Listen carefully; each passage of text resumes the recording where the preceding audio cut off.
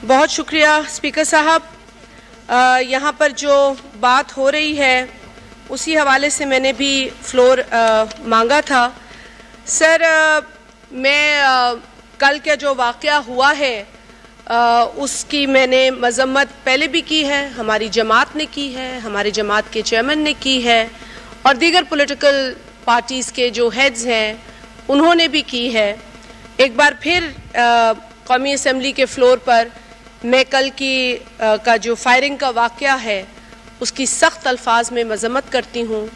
Protest करना, एहतजाज करना हर शहरी का और किसी भी जमात का आईनी और जमहूरी हक है और इस बात को भी हम तस्लीम करते हैं कि पुरअमन एहतजाज के अंदर वायलेंस नहीं होना चाहिए, खून रेज़ी नहीं होनी चाहिए, ब्लड शेड नहीं होना चाहिए, इश्तियाल अंगेज़ी नहीं होनी चाहिए।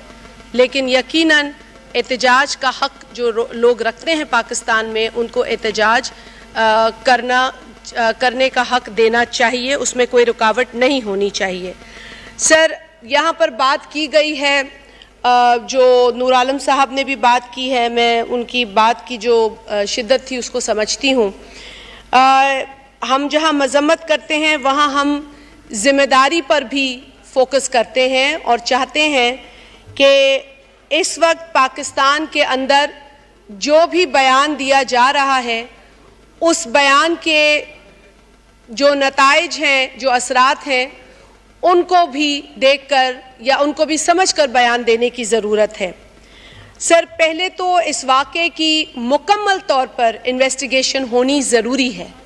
जो मुझसे कबल मिनिस्टर साहब बात कर रहे थे कि इन्वेस्टिगेशन में कोई भी झोल नहीं होना चाहिए, ये नहीं लगना चाहिए कि इन्वेस्टिगेशन पर कोई हावी हो रहा है या इन्वेस्टिगेशन किसी की पसंद या नापसंद की।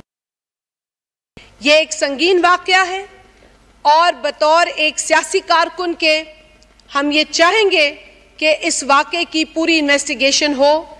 इस मुल्क ने बहुत तकलीफ़ें और बहुत खून देखा है।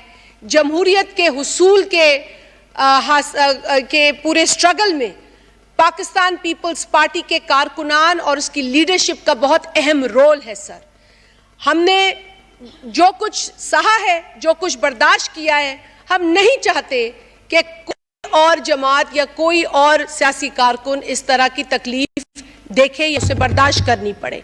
तो ये हमारा बड़ा क्लियर मौक़िफ़ है।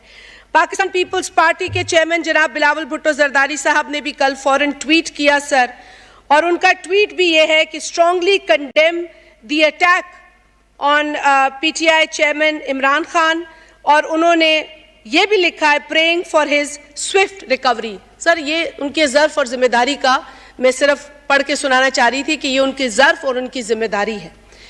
आसिफ अली जरदारी साहब ने भी शहीद मोहतरमा बेनज़ीर भुट्टो साहिबा की शहादत के वक्त जो रिएक्शन था उसको बड़ी समझदारी और ज़िम्मेदारी से कंट्रोल किया। एक ऐसा वक्त जब पाकिस्तान में आग लगी हुई थी और लोग कह रहे थे कि पाकिस्तान न खपे, उस वक्त जरदारी साहब ने कहा पाकिस्तान खपे, हर हाल में पाकिस्तान खपे। और उस वक्त से लेकर आज तक सर हमने बड़ा एहतियात बरता है। ये नहीं है कि हमें चीज़ों का इल्म नहीं है, हमने इलेक्शन के आरटीएस निज़ाम और दीगर मसाइल को नहीं भुगता, लेकिन पाकिस्तान के इस्तेकाम, जमहूरियत के तसलसल के लिए हमने हमेशा जिम्मेदारी का मुजाहरा किया है।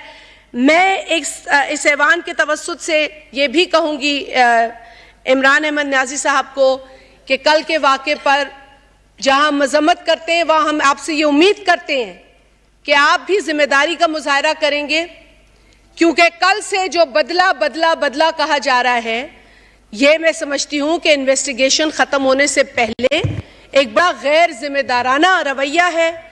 और उन्होंने 3 लोगों को मुजरिम करार दिया है, मुल्जिम करार नहीं दिया है, क्योंकि उनको कहा है आप चले जाए रिज़ाइन करके।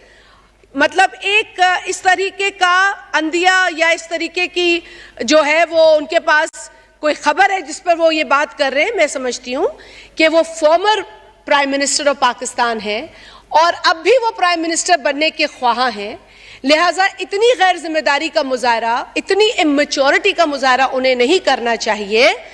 उनको पावर और कुर्सी शिद्दत से चाहिए, हमें अंदाजा है, लेकिन जब उनकी कुर्सी छिन जाती है तो वो कहते हैं पाकिस्तान पर बम गिरा दो, और जब उन्हें गुस्सा चढ़ता है अपनी कुर्सी छिन जाने पर तो वो कहते हैं इस मुल्क में मार्शल लॉ लगा दो।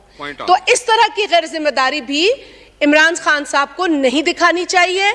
हम दुआगो हैं कि उनको जो भी चोटें आई हैं, उनके साथियों को, उनके कारकुनान को अल्लाह ताला उन्हें जल्द शिफा अता फरमाए, और जो लोग इस मार्च में, जिसको वो खुद ब्लड शेड और खूनी मार्च कहते हैं, जो लोग इसमें शहीद हुए हैं, अल्लाह ताला उन तमाम लोगों के दर्जात बुलंद फरमाए। Thank you. अली मूसा गिलानी साहब।